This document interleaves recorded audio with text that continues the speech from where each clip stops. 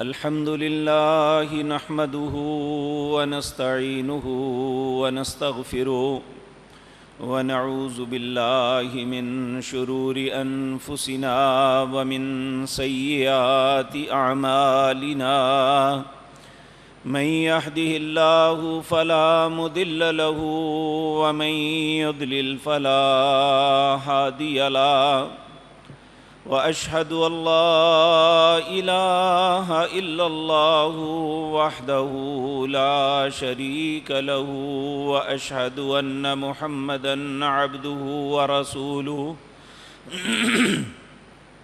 أما بعد فإن خير الحديث كتاب الله وخير الهدي هدي محمد صلى الله عليه وسلم وشر الأمور محدثاتها وكل محدثة بدعة وكل بدعة ضلالة وكل ضلالة في النار رب اشرح لي صدري ويسر لي أمري واحلل عقدة من لساني يفقهوا قولي اللهم انفعنا بما علمتنا وعلمنا ما ينفعنا وزدنا علما رب أوزعني أن أشكر نعمتك التي أنعمت علي وعلى والدي وأن أعمل صالحا ترضاه وأصلح لي في ذريتي إني تبت إليك وإني من المسلمين أعوذ بالله السميع العليم من الشيطان الرجيم بسم الله الرحمن الرحيم إنا أعطيناك الكوثر فصل لربك وانحر إن شانئك هو الأبتر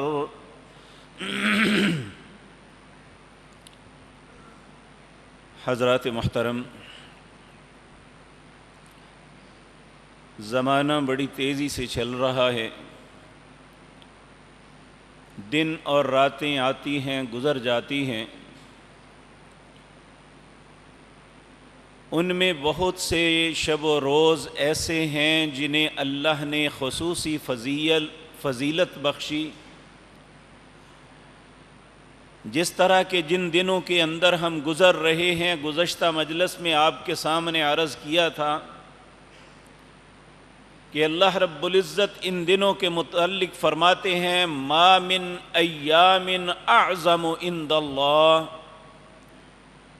اللہ رب العزت نے سال کے اندر جتنے بھی دن بنائے ہیں ان دنوں سے فضیلت والے، عظمت والے، عزت فوقیت والے کوئی دن نہیں بنائے۔ جس طرح راتوں میں اللہ نے لیلۃ القدر کو فضیلت عطا کی ہے، مہینوں میں اللہ نے رمضان المبارک کو فضیلت عطا کی، ہفتے کے دنوں میں اللہ نے جمعۃ المبارک کو فضیلت عطا فرمائی، اسی طرح سال کے دنوں میں اللہ نے اس 10 دنوں کو فضیلت دی ہے۔ اور نبی مکرم صلی اللہ علیہ وسلم نے فرمایا کہ ان دنوں عمل کرنا اللہ کو اتنا پسند ہے، اتنا محبوب ہے، سارا سال بھی انسان عمل کرتا رہے اچھا ہے، لیکن جو ان دنوں عمل کرتا ہے اللہ کو وہ سب سے اچھا لگتا ہے۔ اللہ رب العزت سے دعا ہے کہ اللہ ہمیں ان دنوں کو ضائع نہیں، ان کی قدر کرنے کی توفیق عطا فرمائے۔ ان دنوں کے اعمال کے متعلق عرض کی تھی، میں دہرا دیتا ہوں کہ نبی کریم صلی اللہ علیہ وسلم نے فرمایا فَأَكْثِرُوا فِيهِنَّ مِنَ التَّكْبِيرِ وَالتَّحْلِيلِ وَالتَّحْمِيدِ وَالتَّسْبِيحِ، 4 کام کثرت سے کرو۔ اللہ کی وحدانیت، اللہ کی بڑائی کو بیان کرنا، اور اس کے لیے تکبیرات کہنا، دن اور رات میں جب انسان کے ذہن میں آئے تو وہ تکبیرات کو بلند کرے، اللہ اکبر اللہ اکبر، لا الہ الا اللہ، واللہ اکبر، اللہ اکبر وللہ الحمد، اللہ اکبر کبیرا والحمد للہ کثیرا وسبحان اللہ بکرۃ واصیلا۔ اسی طرح میرے عزیز بھائیوں، نبی مکرم صلی اللہ علیہ وسلم نے فرمایا ان دنوں کثرت سے سجود کرو، یعنی نوافل ادا کرو۔ آپ نے فرمایا انسان کا سجدہ کرنا اس کے گناہوں کی معافی اور اس کے درجات کی بلندی کا سبب بنتا ہے، اور تیسرا سب سے بڑی بات کہ اللہ کا قرب ملتا ہے۔ اسی طرح نبی مکرم نے یہ بھی فرمایا کہ ان دنوں کے اندر روزہ رکھو، 1 سے لے کر 8 تک۔ اگر کوئی انسان 1 یا مسلسل روزے رکھتا ہے، ہر دن کا روزہ 1 سال کے گناہوں کا کفارہ بن جائے گا۔ اللہ رب العزت نے اتنی بڑی فیسلٹی دی ہے۔ تو اگر کوئی انسان یہ نہیں تو کم از کم 9 ذی الحج کا روزہ رکھے۔ نبی کریم صلی اللہ علیہ وسلم نے 9 ذی الحج کے روزے کی فضیلت یہ بیان فرمائی۔ آپ نے فرمایا جو اس دن روزہ رکھے گا 1 سال جو پیچھے گزر چکا، اور 1 سال آئندہ جو آنے والا ہے، اللہ 2 سالوں کے گناہ، 1 پچھلے اور 1 ایڈوانس معافی دے دیں گے۔ یہ بات یاد رکھیں۔ یہاں کچھ لوگ ان باتوں کو مزاح کے طور پہ لیتے ہیں۔ دیکھیں جی ٹھیک ہے روزہ رکھ لیا پھر گناہ کرتے رہیں۔ دیکھیں گناہ کرنے کی ترغیب نہیں ہے، انسان سے خطائیں ہوتی ہیں۔ جب انسان عمدن کرتا ہے کہ ٹھیک ہے معافی تو ہو گئی ہے کر لو بے شک، تو ایسے گناہ کی معافی نہیں ہوتی۔ اس گناہ کی معافی ہوتی ہے جو سہون، غلطی سے، انسان ہونے کے ناطے انسان سے غلطیاں خطائیں ہوتی رہتی ہیں۔ ان کے لیے اللہ رب العزت نے یہ اعلان فرمایا ہے کہ اللہ ان خطاؤں کو معاف فرما دیں گے۔ اور یہ بات یاد رکھیں، اللہ کے وعدوں کو کبھی بھی جھٹلانا یا ان کا مزاح اڑانا اللہ کا تو کچھ نہیں بگاڑے گا، ہم اپنی بربادی پہ دستخط کریں گے۔ اس لیے ان باتوں کا مزاح نہیں اڑانا چاہیے۔ کائنات کا مالک اللہ ہے، فیصلے اس نے کرنے ہیں۔ آپ دیکھیں دنیا کی کسی عدالت کے کسی فیصلے کا مذاق اڑائیں، توہین عدالت لگ جاتی ہے۔ وہ چاہے کتنا بھی بڑا منصب دار ہو، اس کو منصب سے معزول کر دیا جاتا ہے، اسے پکڑ کے گرفتار کر لیا جاتا ہے کہ اس نے جج صاحب کے فیصلے کو کیوں چیلنج کیا۔ تو اگر ایک دنیا کی عدالت جس کا جج صحیح بھی فیصلہ کر سکتا ہے غلط بھی، اگر اس کے خلاف بات کریں، اس کے فیصلے کو چیلنج کریں، اس کے فیصلے کا مذاق اڑائیں تو توہین عدالت لگ جاتی ہے۔ تو اللہ کے فیصلوں کا مذاق اڑاتے رہیں۔ آج ہماری مملکت میں جسے کلمہ طیبہ کے نام پہ لیا گیا تھا، سب سے زیادہ تمسخر اور مذاق کا نشانہ جس چیز کو بنایا جاتا ہے وہ اللہ کے احکامات ہیں، وہ پیارے رسول کی بشارتیں ہیں صلی اللہ علیہ وسلم، وہ دین اسلام کی احکامات ہیں جن کا مذاق اڑایا جاتا ہے۔ اور ہمارے ڈراموں میں ان کا لطیفے بنا کے پیش کیے جاتے ہیں۔ ہمارے یہ جو لوگ مسخرے ہیں یہ ان باتوں کا تمسخر اڑا کے سمجھتے ہیں کہ ہم بڑی فنکاری کر رہے ہیں، اور اس کے اثرات معاشرے پہ پڑتے ہیں۔ ہمارے وہ نوجوان جن کا ذہن پختہ نہیں ہوتا وہ ان چیزوں کو دیکھ کے متاثر ہوتے ہیں، پھر ان کی زبان سے بھی ایسی باتیں نکلتی ہیں جن کے متعلق اللہ قرآن میں کہتا ہے کبرت کلمۃ تخرج من افواہہم ان یقولون الا کذبا۔ تم اپنی زبانوں سے اتنی بری بات نکالتے ہو، اللہ گواہی دیتا ہے کہ یہ جھوٹ بول رہے ہو۔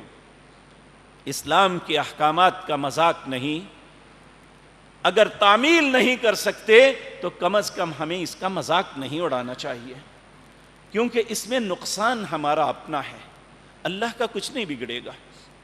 ہم سب کے سب جتنے دنیا میں لوگ ہیں، مشرق سے لے کر مغرب تک، شمال سے لے کر جنوب تک، دنیا کے سارے انسان اللہ کی نافرمانی کر دیں، اللہ کی ذات کا انکار کر دیں، اللہ کی بادشاہت میں ایک ذرہ برابر بھی فرق نہیں آئے گا۔ یہ سب کے سب اپنا نقصان کریں گے. اس لیے میرے عزیز بھائیوں، اللہ کے یہ وعدے ہیں. ومن اصدق من اللہ قیلا، اللہ سے سچا کون ہے اپنی بات میں؟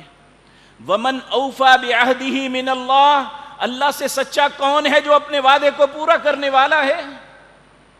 تو یہ سارے اللہ کے وعدے ہیں جو میں آپ کے سامنے عرض کر رہا ہوں، اس لیے انہیں سچ حق ماننا چاہیے اور اپنے لیے ایک خوبصورت چارج شیٹ بنانی چاہیے کہ جب اللہ کی بارگاہ میں ہمارے نامہ اعمال پیش ہوں، کہیں روزے نظر آئیں، کبھی رات کا قیام نظر آئے، کہیں نماز فرض کی نماز کی ادائیگی وقت پہ نظر آئے، کبھی اللہ کے سامنے رو رو کے دعائیں کرنا نظر آئے، کبھی اللہ رب العزت کی بارگاہ میں روزہ نظر آئے، کبھی اللہ کی بارگاہ میں قربانی نظر آئے. جب یہ سب کچھ ہوگا تو مالک کتنا خوش ہوگا کہ اس نے میرے حکم کی تعمیل کی ہے. پھر ایسے خوبصورت، ایسے خوش نصیب انسان کے لیے کیا فیصلہ ہو سکتا ہے؟ اللہ رب العزت فرماتے ہیں کہ تمہاری زندگی یہ ہمیشہ کی نہیں ہے. کل نفس ذائقۃ الموت، ہر شخص نے موت کا ذائقہ چکھنا ہے، لیکن جب مر جانا ہے تو قصہ پاک ختم نہیں. وَإِنَّمَا تُوَفَّوْنَ أُجُورَكُمْ يَوْمَ الْقِيَامَةِ، پھر جو کچھ کیا ہے اس کا بدلہ ملے گا.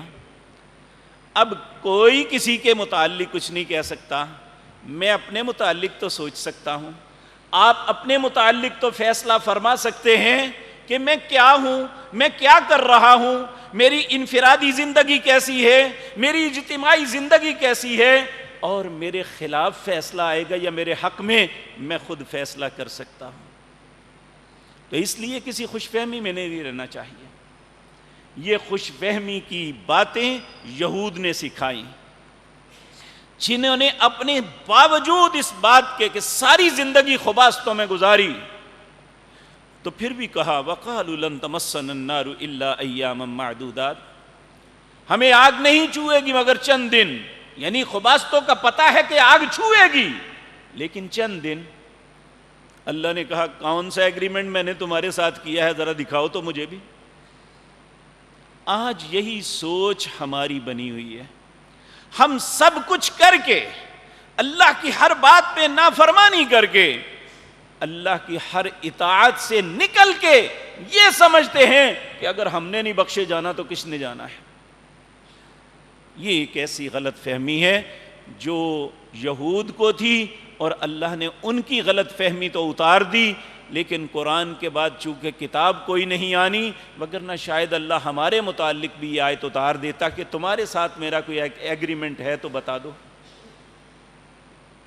اس لیے میرے عزیز بھائیوں، ہمیں اللہ کے نازل کردہ کتاب قرآن کے احکامات کو جھٹلانا یا ان سے روگردانی کرنا، یہ ہمارے خلاف چارج شیٹ ہوگی، ہمارے حق میں نہیں ہوگی.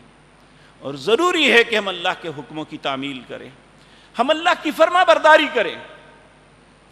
ان بے شمار فرما برداریوں میں ایک اللہ کی اطاعت اور فرما برداری کا نام قربانی بھی ہے، جو انہی دنوں کے 10ویں دن نبی مکرم صلی اللہ علیہ وسلم نے فرمایا کہ اللہ کے رستے میں قربانی یوم الاضحیٰ یعنی عید، یوم النحر عید الاضحیٰ کا دن ہے.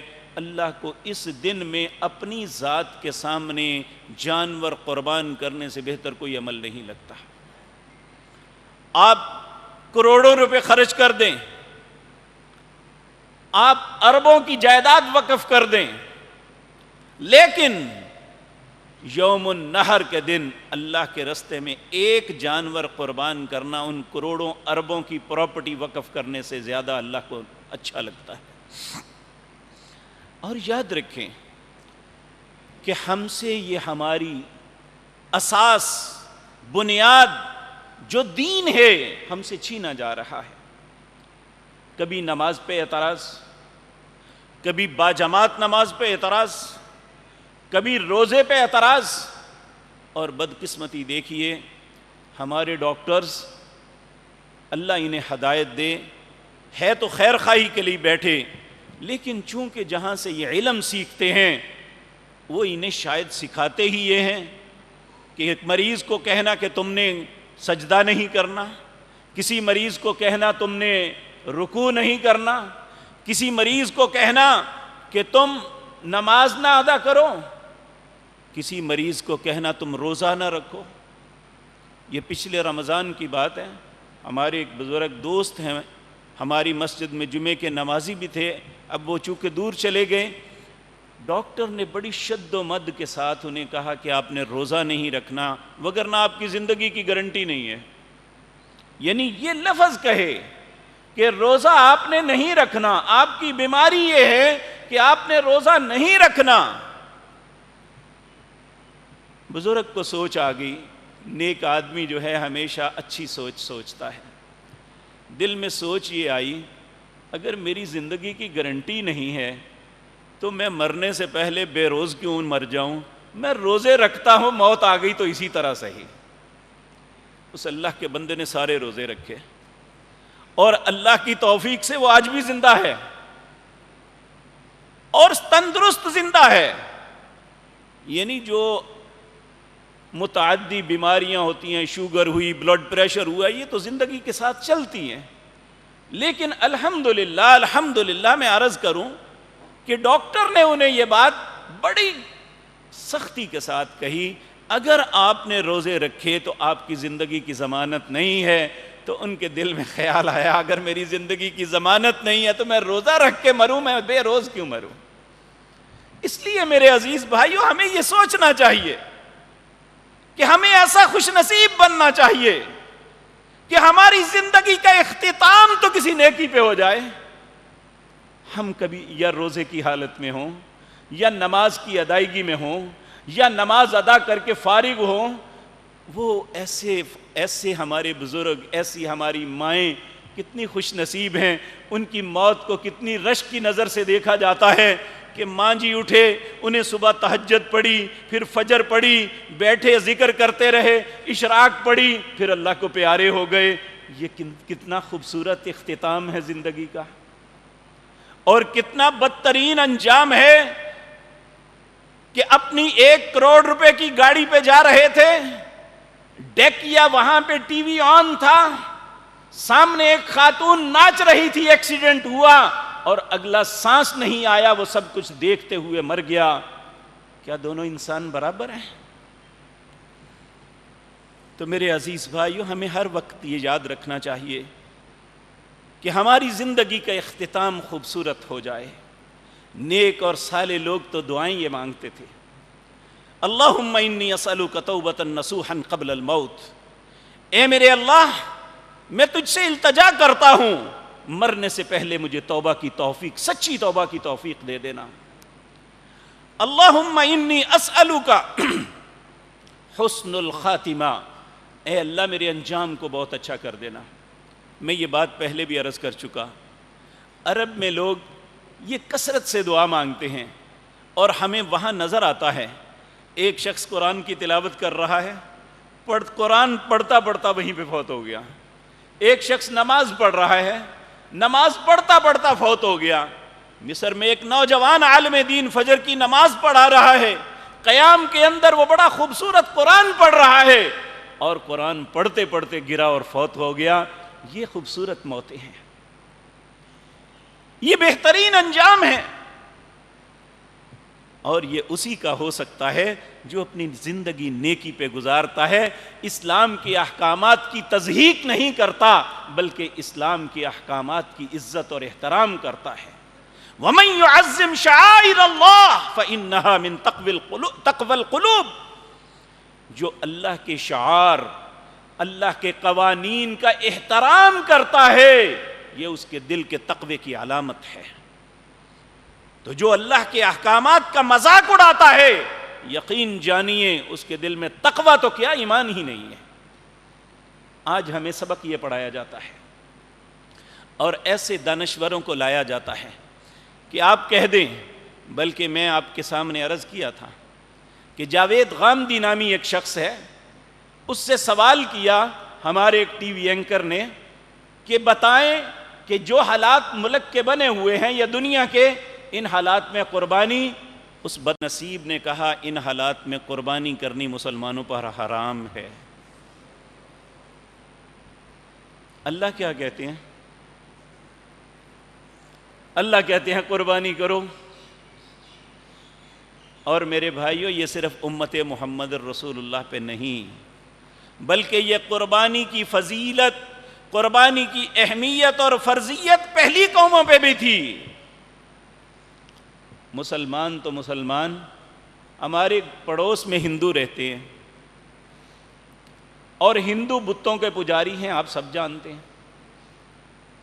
اور آپ کو علم ہے کہ کئی ہندو مذہبی اتنے جنونی ہوتے ہیں کہ اپنے بچوں کو بھینٹ چڑھا دیتے ہیں اپنے بت کے، اسے مار کے زندہ دفن کر دیتے ہیں یا اسے ذبح کر دیتے ہیں۔ کس لیے؟ کہ وہ سمجھتے ہیں کہ یہ طریقہ ہے، یہ ہمارا بھگوان ہے، اس بھگوان کی خوشنودی کا طریقہ ہے کہ ہم اپنی محبوب ترین چیز قربان کر دیں۔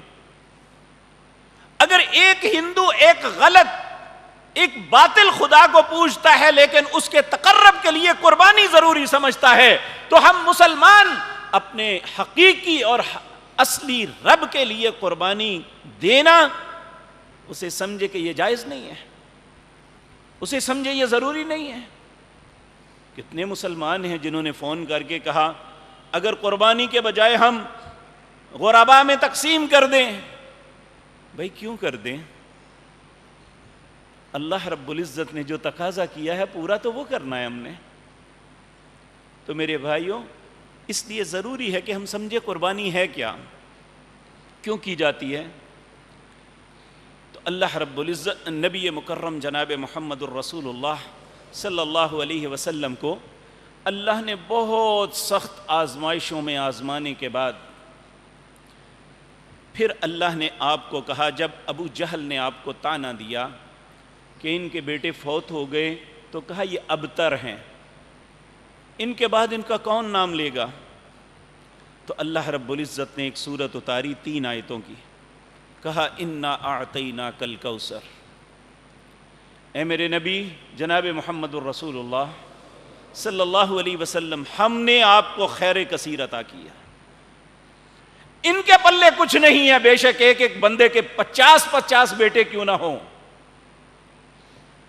ابو لہب، ابو جہل، عتبہ، شیبہ، جو مال و دولت کے اعتبار سے، اولاد اور بیٹوں کے اعتبار سے بہت بڑے تھے، لیکن آج نام کن کا زندہ ہے؟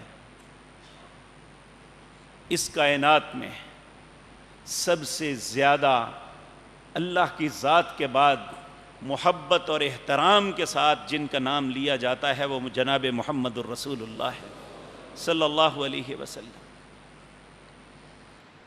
اور سب سے زیادہ محبت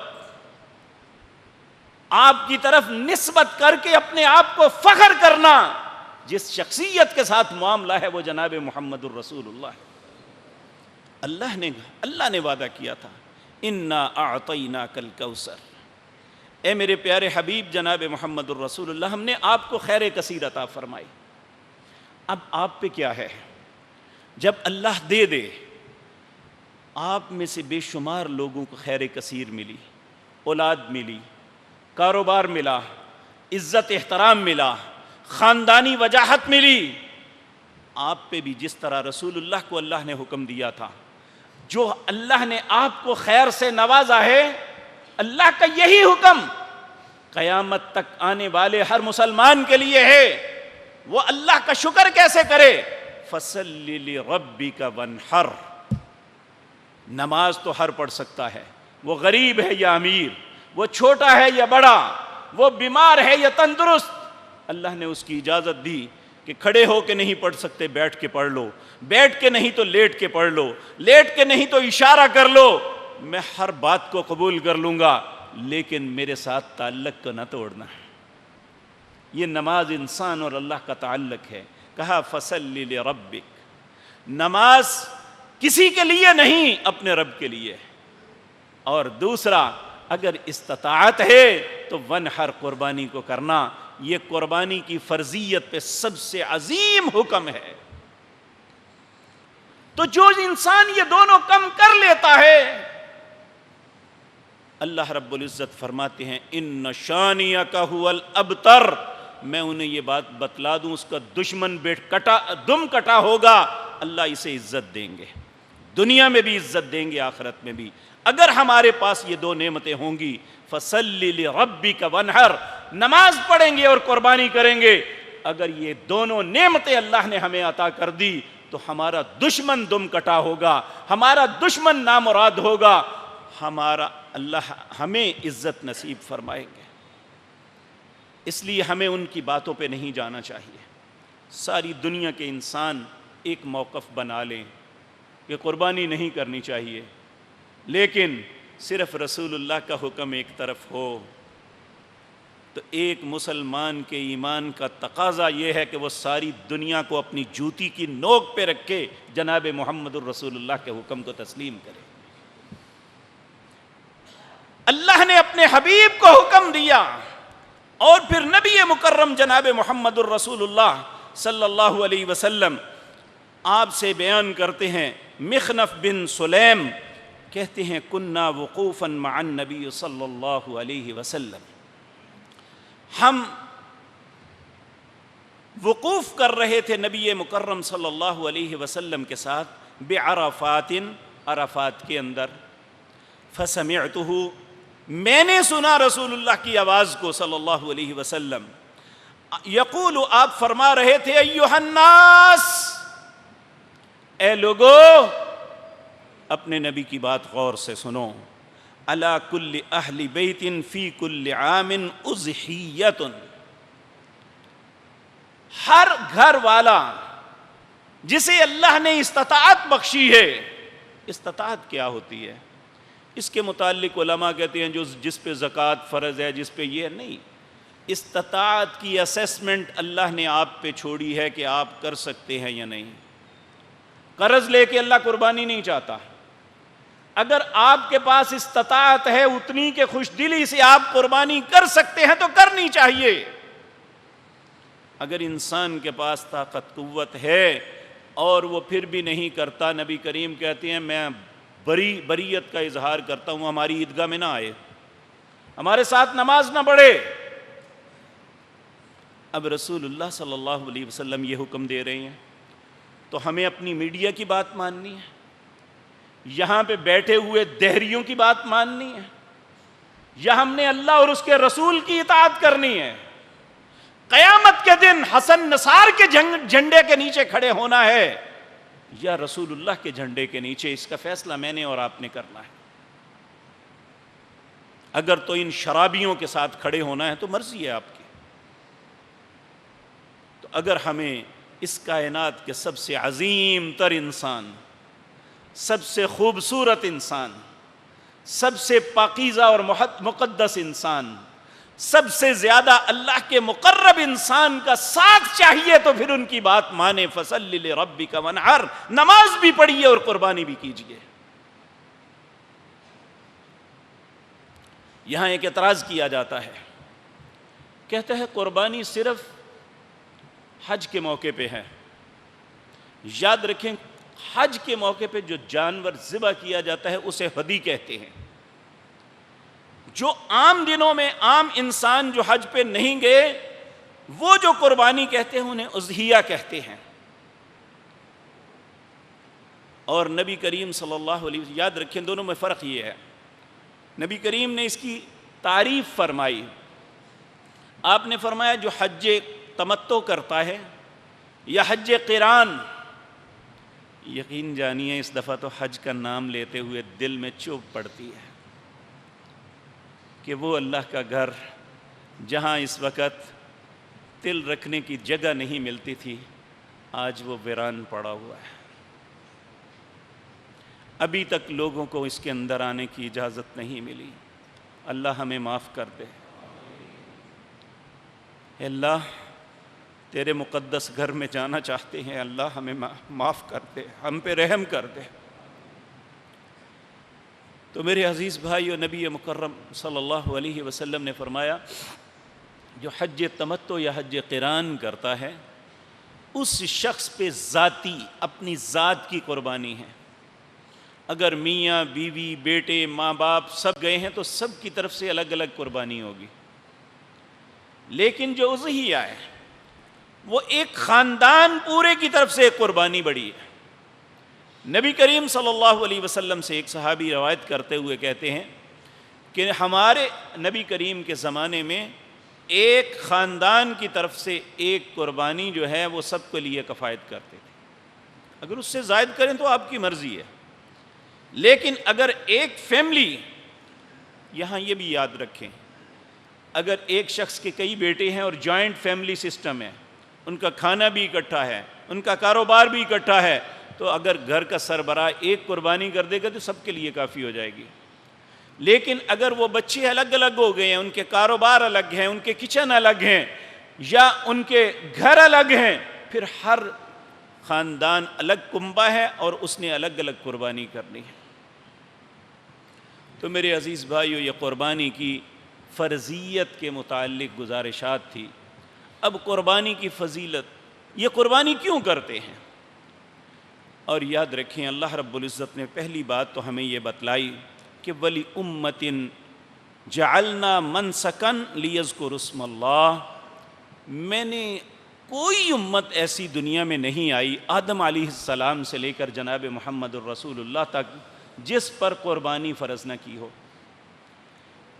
نبی کریم کے پاس ایک فتح مکہ کے بعد ایک بہت بڑا قبیلہ آیا، اس کا سردار آ کے بات کرنے لگا، کہنے لگا یا رسول اللہ صلی اللہ علیہ وسلم، ہم مسلمان ہو جاتے ہیں پر ہماری ایک شرط ہے. آپ نے فرمایا کیا شرط ہے؟ اور یہ بات میں آپ کو عرض کر دوں کہ دو لوگ ایسے تھے، ایک یہ سردار اور دوسرا مسلمہ کذاب. ان دونوں کی شرطوں کو آپ نے رد فرمایا تھا. مسلمہ کذاب نے نبی کریم سے عرض کیا تھا کہ یا رسول اللہ، اگر آپ اپنے بعد مجھے اپنا جانشین، اپنا نائب مقرر کر دیں تو میں اور میرا قبیلہ مسلمان ہونے کے لیے تیار ہوں. تو نبی کریم نے اسے کہا، ایک تنکا پکڑا اور تنکا ایسے توڑا، جو اتنا سا اس طرف تھا نا، آپ نے کہا میں اتنا کچھ بھی تمہیں دینے کے لیے تیار نہیں ہوں. اگر مفاد کے لیے مسلمان ہوتے ہو تو تمہارے لیے کچھ نہیں ہے، جاؤ اٹھ کے چلے جاؤ. اور دوسرا یہ شخص بنو سلیم کا تھا، اس نے کہا ہم نماز نہیں پڑھ سکتے، باقی سب کچھ جو آپ کہیں گے کریں گے. تو نبی کریم یہاں غصے میں مشتعل ہو گئے، غصے میں آگے کھڑے ہو کے کہنے لگے اٹھ جاؤ، تمہارے اسلام کی مجھے ضرورت نہیں ہے، جس دین میں نماز نہیں ہے وہ دین ہی نہیں ہے. اس کا مطلب ہے ہر دین کے اندر نماز موجود تھی. اسی طرح روزے کے متعلق آپ سن آئے ہیں، یا ایھا الذین آمنوا، اے لوگو جو ایمان لائے ہو، کتب علیکم الصیام، تم پہ روزے فرض کیے گئے، کما کتب علی الذین من قبلکم، جس طرح پہلی امتوں پہ روزے فرض کیے اسی طرح تمہارے اوپر الگ سے کوئی بوجھ نہیں ہے. اور اس آیت میں جو سورۃ صافات کی ہے، اللہ کہتے ہیں وَلِكُلِّ أُمَّةٍ جَعَلْنَا مَنْسَكًا، ہم نے ہر امت کے اوپر قربانی کو فرض کیا تھا، ہر امت کے لیے، تمہارے لیے اکیلا نہیں ہے. نبی کریم صلی اللہ علیہ وسلم نے جب حکم دیا کہ تم میں سے ہر شخص پہ قربانی ہے، تو لوگوں نے کہا قربانی تو ہے تو ملے گا کیا جی؟ کیا ملے گا اس قربانی کی وجہ سے؟ تو نبی کریم صلی اللہ علیہ وسلم نے فرمایا قیامت کا دن ہوگا، یہ قربانی جو ذبح کرتے ہو یہ اپنے بال، اپنے کھر تک، یعنی بالوں سے لے کر کھر تک ہر چیز کو لے کے آئے گا اور ہر چیز کا ایک اجر ہوگا. اور جب تم قربانی کو ذبح کرتے ہو اللہ کی رضا کے لیے ذبح کرتے ہو، ریاکاری کا عنصر نہیں ہوتا، تو اس کا خون زمین پہ نہیں گرتا، اللہ جنت کے اندر تمہارا ایک مقام بنا دیتے ہیں. اور دنیا کے اندر قربانی کا کیا ملتا ہے؟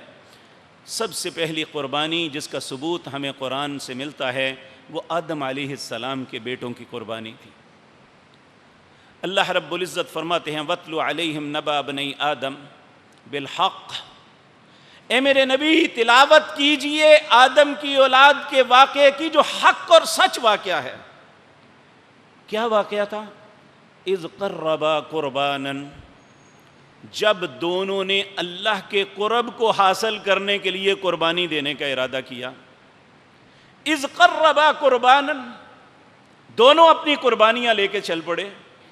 فتقبل من احدہما ولم يتقبل من الآخر، ایک کی قربانی کو اللہ نے قبول کر لیا، دوسری کی مسترد کر دی. اب ذہن میں خیال آتا ہے جی کیسے پتہ چلا کس کی قبول ہوئی کس کی مسترد؟ یاد رکھیں یہ اللہ کا ہم پہ فضل ہے کہ ہم جو بھی عمل کرتے ہیں ہمیں توقع ہوتی ہے کہ اللہ قبول کریں گے، لیکن پتہ نہیں ہوتا کہ کس کا قبول ہے اور کس کا نہیں. پہلے یہ ہوتا تھا اگر کسی کی قربانی قبول ہونی ہوتی تو آسمان سے ایک آگ آتی، اس کو جلا دیتی. جس کی قربانی جل جاتی تو یہ سمجھتے کہ اللہ نے اسے قبول فرما لیا ہے، اور جس کی قربانی کو آگ نہیں جلاتی تھی وہ سمجھتے کہ یہ مسترد ہو گئی. اب آدم کے دو بیٹے تھے، ایک کا نام حابیل تھا ایک کا قابیل. آپس میں جھگڑا ہوا تھا ایک معاملے میں کہ جس خاتون سے شادی شرعی طور پہ حابیل کی بنتی تھی، قابیل دعوے دار تھا کہ میں نے اس سے کرنی ہے، جبکہ شرعی اعتبار سے اس کی شادی اس سے نہیں ہو سکتی تھی. اب وہاں کوئی عدالت بھی نہیں تھی جو فیصلہ کرتی. دونوں نے کہا کہ اللہ کی بارگاہ میں قربانی پیش کرتے ہیں، جس کی قربانی قبول ہو گئی وہ حق پہ ہوگا، اس کی بات کو مانا جائے گا. اب اذ قربا قربانا، دونوں اپنی قربانیاں لے کے قربان گاہ میں پہنچے. فتقبل من احدہما ولم يتقبل من الآخر، ایک کی قربانی کو اللہ نے قبول کر لیا، دوسرے کی مسترد ہو گئی. اب جس کی مسترد ہوئی ہے چاہیے تو یہ تھا کہ وہ اللہ کے فیصلے کو مان لیتا، وہ الٹا اکڑ کے کہنے لگا لأقتلنک، مجھے یہ فیصلہ منظور نہیں، میں تمہیں قتل کر دوں گا، شادی میں نہیں اس سے کرنی ہے، لأقتلنک.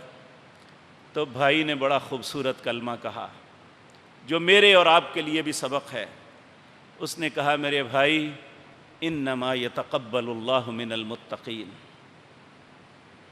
قربانی اللہ اس کی قبول کرتے ہیں جس کے دل میں تقویٰ ہوگا، جس کے دل میں خوف خدا ہوگا. جو اپنے دل میں کمینگی رکھتا ہے اس کی قربانی کی کوئی حیثیت نہیں. اس کی سوچ یہ تھی کہ اگر میرے حق میں ہوا تو ٹھیک ہے، نہ ہوا تو میں انکار کر دوں گا. اللہ نے اس کی قربانی مسترد کر دی. اور جس نے یہ سوچا کہ جو میرا رب فیصلہ کرے گا مانوں گا، اللہ نے اس کی قربانی کو قبول کر کے فیصلہ اس کے حق میں کر دیا، اور وہ جائز تھا. تو پھر بھائی نے کہا لئن بسطت الی یدک لتقتلنی ما انا بباسط یدی الیک لاقتلک، اے میرے بھائی اگر تو مجھے قتل کرنے کے لیے ہاتھ اٹھائے گا نا تو میں تجھ پہ ہاتھ نہیں اٹھاؤں گا. لئن بسطت الی یدک لتقتلنی ما انا بباسط یدی الیک لاقتلک، کیوں نہیں اٹھاؤں گا؟ انی اخاف اللہ، میں اللہ سے ڈرتا ہوں کہ بھائی کو قتل نہیں کرتے. تو میرے بھائیو یہ سب سے پہلی قربانی ہے جس کا ثبوت ملتا ہے. اسی طرح بنی اسرائیل تورات کے اندر حضرت موسیٰ علیہ السلام کی قربانی کا ذکر ہے. سیدنا عیسیٰ علیہ السلام آج کی تورات میں بھی قربانی کا ذکر ہے، اور وہ اس کے کلمات بڑے خوبصورت ہیں. سیدنا عیسیٰ علیہ السلام اپنی قوم سے کہتے ہیں جب تم اپنی قربانی کو قربان گاہ لے کے جاؤ اور اپنا جانور ذبح کرنے لگو، اللہ کی بارگاہ میں پیش کرنے لگو، تو تمہیں یاد آئے کہ میرا بھائی مجھ سے ناراض ہے، تو اپنی قربانی کو قربان گاہ پہ باندھو اور اپنے بھائی کو راضی کر کے آ کے قربانی کرنا، پھر تمہارا رب تمہاری قربانی کو قبول کرے گا. یہ بڑی سوچ کی بات ہے میرے بھائیوں. ہمارے کتنے بھائی ہیں جو ہم سے ناراض ہیں. ایک باپ کے بیٹے ایک دوسرے کے خلاف مقدمات لیے عدالتوں کے باہر کھڑے ہوتے ہیں، بہنیں بھائیوں کے خلاف، بھائی بہنوں کے خلاف، جبکہ قربانی کی قبولیت کے لیے سیدنا عیسیٰ علیہ السلام نے اپنی قوم کو کیا پیغام دیا کہ قربانی کرتے وقت تمہیں یاد آئے کہ میرا بھائی مجھ پہ ناراض ہے، تو اپنی قربانی کو وہیں پہ باندھو، جا کے اپنے بھائی کو راضی کر کے پھر اللہ کی بارگاہ میں قربانی پیش کرو. اللہ ہمیں بھی ایسا دل عطا فرما دے.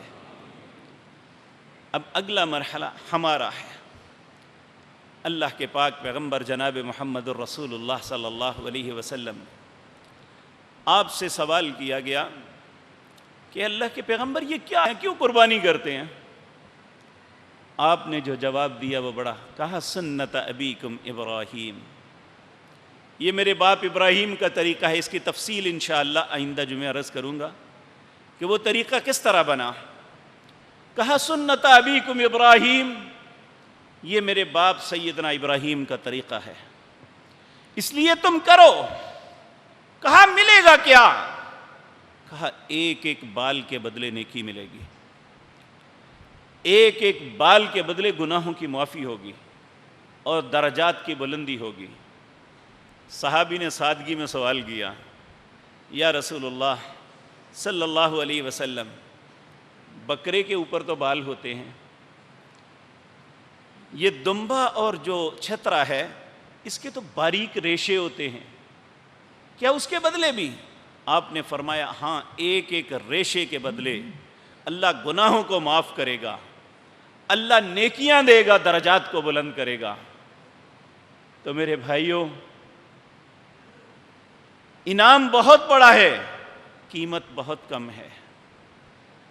اور پھر آپ نے یہ بھی فرمایا کہ خوبصورت اور فربا طاقتور جانور ذبح کرو، کیونکہ یہ پل صراط پہ تمہاری سواریاں ہوں گی۔ ان کل نفس لما علیہا وارد، کوئی نیک ہے یا بد، انبیاء ہیں یا صلحاء، اور برے سے برے، اللہ فرماتے ہیں ہر ایک کو ایک دفعہ جہنم کے اوپر سے گزرنا ہوگا، یہاں پہ ضرور وارد ہونا ہوگا۔ فرمایا اس کے اوپر جو پل، جسے پل صراط کہتے ہیں، وہ تلوار سے زیادہ تیز اور بال سے زیادہ باریک ہے۔ اب یہاں سوچ آتی ہے کیسے گزرے گا کوئی؟ نبی مکرم صلی اللہ علیہ وسلم نے فرمایا اپنے اعمال کی قوت پہ گزرے گا انشاءاللہ، کہ بعض ایسے خوش نصیب ہوں گے آنکھ جھپکنے سے بھی پہلے وہ جہنم کو کراس کر کے جنت کے دروازے پہ پہنچ جائیں گے۔ اللہ ہمارا نصیب بھی ایسا کرے۔ کچھ ایسے ہیں جو بجلی کی تیزی پہ چلیں گے، کچھ ایسے ہیں جو اس سے آہستہ، اور کچھ ایسے ہیں گرتے پڑتے، زخمی ہوتے، چھلتے چھلاتے پار لگ جائیں گے، اور کچھ ایسے بد نصیب ہیں قدم رکھیں گے تو کٹ کے جہنم میں گر جائیں گے۔ ان کل نفس لما علیہا وارد، اس وقت ہماری ایسی قربانیاں جو اللہ کی بارگاہ میں قبول ہوں گی، اللہ انہیں بطور سواری عطا کرے گا کہ جاؤ بھائی تم جنت تک سواری پہ بیٹھو اور پہنچ جاؤ، اور یہ قربانیاں ہی سلامتی کے ساتھ جہنم سے پار ہمیں کروا دیں گی انشاءاللہ۔ تو میرے عزیز بھائیو، جو اتنی عظیم چیزیں ہیں جو ہمیں ہر ناکامی سے بچانے والی ہیں، جو ہمارے لیے جنت میں مقام بنانے والی ہیں، ہمیں ان کی طرف ضرور توجہ کرنی چاہیے۔ ہمیں کسی پروپیگنڈے کا شکار نہیں ہونا چاہیے، ہمیں اللہ اور اس کے رسول کی بات ماننی چاہیے۔ اگلا سوال یہ ہے کہ قربانی کن جانوروں کی ہے؟ قرآن کریم میں 8 جانوروں کا تذکرہ آتا ہے سورۃ اعراف کے اندر۔ وہ 8 جانوروں کو بہیمۃ الانعام کہتے ہیں۔ بہیمۃ الانعام 8 جانور ہیں، قرآن میں اس کی تفصیل آتی ہے سورۃ اعراف میں۔ وہ ہیں اونٹ، اس کا نر اور مادہ، یہ 2 ہو گئے۔ گائے، اس کا نر اور مادہ 4۔ بکرا، اس کا نر اور مادہ 6۔ چھترا اور دمبا اسے ایک ہی شمار کیا، اس کا نر اور مادہ۔ یہ 8 جانور ہیں جو اللہ نے قربانی کے لیے بتلائے ہیں۔ اب یہاں پہ اکثر لوگ سوال کرتے ہیں بھینس کی قربانی۔ بعض علماء گائے پہ محمول کر کے اس کے جواز کا فتویٰ دیتے ہیں اور اس پہ بڑے دلائل دیتے ہیں، لیکن میرے عزیز بھائیوں، میرا نظریہ یہ ہے کہ یہ بہرحال شک والی چیز ہے کہ بہت سے علماء اس کے قائل نہیں ہیں۔ جب کسی معاملے میں اختلاف ہو جائے تو اس چیز میں شک آ جاتا ہے۔ نبی کریم کا فرمان ہے الحلال بین والحرام بین، حلال بھی ظاہر ہے، حرام بھی ظاہر ہے، وبینہما مشتبہات، اس کے درمیان کچھ شک والی چیزیں ہیں۔ جس نے اپنے آپ کو شک والی چیز سے بچایا اس نے اپنے ایمان اور عزت کو بچا لیا، اور جو شک والی چیز میں پڑے گا وہ بالاولیٰ حرام میں پڑ جائے گا۔ پھر آپ نے اس کی مثال دی، جس طرح دو قطع زمین، اس کے درمیان ایک پنگ ڈڈی ہوتی ہے جو حد فاصل ہوتی ہے، وہ پنگ ڈڈی مشکوک ہے، ادھر والا سمجھتا ہے میری، ادھر والا سمجھتا ہے میری ہے۔ اسی طرح دین کے اندر بعض معاملات ایسے ہوتے ہیں جس میں شک آ جاتا ہے، تو نبی کریم کا فرمان ہے جس نے اپنے آپ کو شک والی چیز سے بچایا اس نے اپنے ایمان اور عزت کو بچایا۔ اس لیے جب بحث کے متعلق علماء کا اختلاف سامنے آتا ہے تو ہمیں اختلاف میں نہیں پڑنا، ہمیں بہیمۃ الانعام ہی کو کرنا ہے۔ بہیمۃ الانعام میں اونٹ، گائے، بکرا اور دمبا، چھترا یہ آتے ہیں، انہی کی قربانی کرنی چاہیے، اور رستوں پہ پڑنے کے بجائے ہمیں سیدنا ابراہیم کی اس قربانی کو مد نظر رکھنا چاہیے کہ آپ حقیقتاً مینڈا ذبح کرنے نہیں اپنے بیٹے کو ذبح کرنے آئے تھے، تو اللہ رب العزت نے ان کے لیے یہ سب کچھ کیا۔ یہ تفصیل کے ساتھ آپ کے سامنے عرض کروں گا، اللہ نے زندگی اور توفیق دی، تو اس لیے ہمیں قربانی کی اہمیت کو سمجھتے ہوئے اسے اسی طرح کرنا چاہیے۔ آخری گزارش یہ ہے میرے عزیز بھائیوں، اس میں کوئی شک نہیں کہ انسان اگر کوئی اچھی چیز لیتا ہے تو اس کا اپنا بھی دل خوش ہوتا ہے، وہ اسے سجا بنا کے باہر نکالتا ہے، لیکن میں التماس کروں گا اپنے عزیز بھائیوں سے کہ اس سے ریاکاری کا عنصر آ جاتا ہے۔ ہم نے یہ سب کچھ اللہ کو دکھانا ہے، لوگوں کو نہیں۔ اس پہ غبارے باندھ لیں، اس پہ دوپٹے لگا لیں اور اس پہ گھنگرو باندھ لیں، اس سے لوگوں کا دل تو خوش ہوگا، لوگ تو یہ کہیں گے بڑی زبردست چیز لی ہے، ہر آنے جانے والا پوچھے گا کتنے میں آئی ہے، ہم فخر سے بتائیں گے، لیکن اللہ رب العزت فرماتے ہیں لن ینال اللہ لحومها ولا دماؤها ولکن ینالہ التقوی۔ لوگوں، نہ تمہاری قربانی کا خون مجھے پہنچتا ہے، نہ گوشت پہنچتا ہے، میں تو تمہارے دل کے تقوی کو دیکھتا ہوں۔ اس لیے وہ کام کریں جو ہمارا رب پسند کرتا ہے۔ دیکھیں قیامت کے دن جن 7 لوگوں کو اللہ عرش کا سایہ نصیب فرمائیں گے، ان میں ایک شخص وہ ہوگا جو دائیں ہاتھ سے دیتا ہے تو بائیں کو پتہ نہیں ہوتا کیا دے دیا ہے۔